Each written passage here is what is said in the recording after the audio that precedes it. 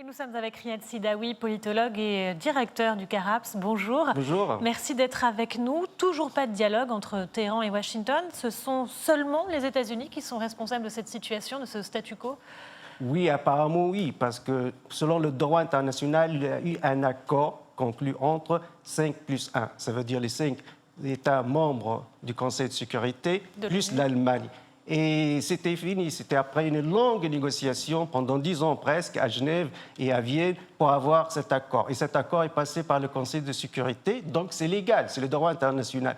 Trump, selon sa campagne électorale, il ne veut pas de cet accord. Puis il a exécuté son objectif. Ça veut dire, je ne veux plus cet accord. Avec Twitter, juste une phrase, c'est annulé.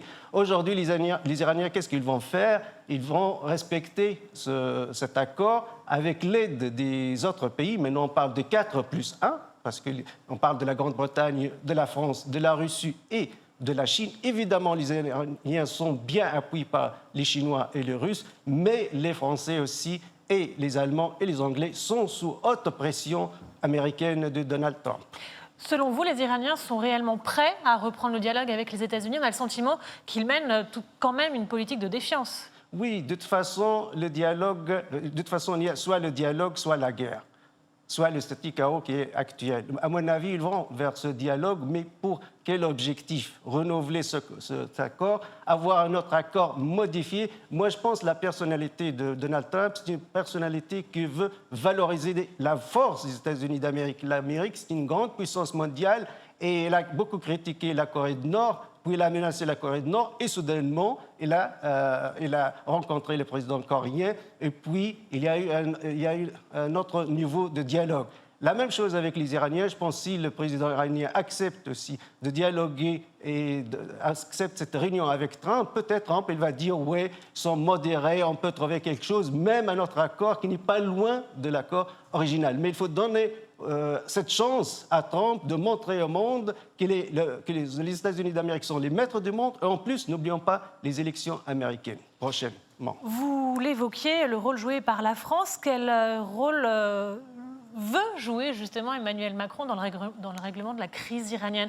On le rappelle, hein, c'est lui qui a tenté de faire le tout pour le tout et de créer un échange, une rencontre entre Hassan Rouhani et Donald Trump la semaine dernière en marge de l'Assemblée générale des Nations Unies, ce qui n'a pas abouti. Les bons offices, la France veut toujours le chapitre 6 de la Charte de l'ONU, parce qu'on parle toujours du chapitre 7, qui est l'intervention militaire, mais le chapitre 6, c'est les bons offices, c'est le dialogue. C'est trouver une solution pacifique. La France est perdante, a beaucoup perdu avec ce qu'a fait Trump, parce qu'il y a eu beaucoup de contrats économiques avec l'Iran, des contrats de voitures, des Airbus, etc. Et d'un coup, la France perd un grand marché, un énorme marché. Pourquoi? Parce que Trump, juste avec une phrase sur Twitter, il nie cet accord. Donc c'est un intérêt économique et politique pour la France de jouer ce rôle, de trouver une réunion entre Trump et Rouhani. Et apparemment, c'est très, très difficile. Le président de la Confédération suisse, il a essayé aussi. Mais toujours, on n'a pas cette rencontre médiatique parce qu'on est là dans le show médiatique. Trump veut vraiment cette rencontre médiatique avec les projecteurs, les caméras, avec Rouhani. Voilà, on va avoir un autre accord, même modifié, même qui n'est pas loin, très loin de l'accord d'origine. Mais l'essentiel, cette rencontre, et j'impose ma volonté en tant qu'une grande puissance mondiale. Mais alors, si l'Iran, comme les États-Unis, souhaitent cette rencontre, pourquoi est-ce qu'elle n'a encore pas eu lieu? Elle a ses conditions. L'Iran, par exemple, ne veut pas changer l'accord. Elle a ses conditions. On a conclu un accord, et en plus, l'accord, c'était technique aussi. Parce qu'il y a les techniciens de 5+1, plus les techniciens iraniens, pendant plus que 10 ans, afin d'avoir cet accord. Donc, on veut accord sur le nucléaire iranien. Sur le nucléaire iranien. On ne veut pas changer cet accord. On ne veut pas modifier cet accord, puisque l'accord déjà a été signé par tout le monde et adopté par le Conseil de sécurité, donc il est dans le droit international.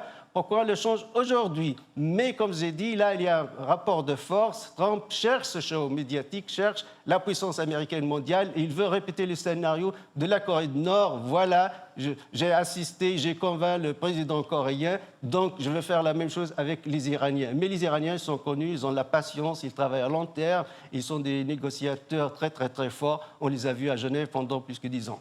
Merci beaucoup pour votre analyse, Riyad Sidaoui, politologue tunisien, directeur du CARAPS. Merci à vous. Merci.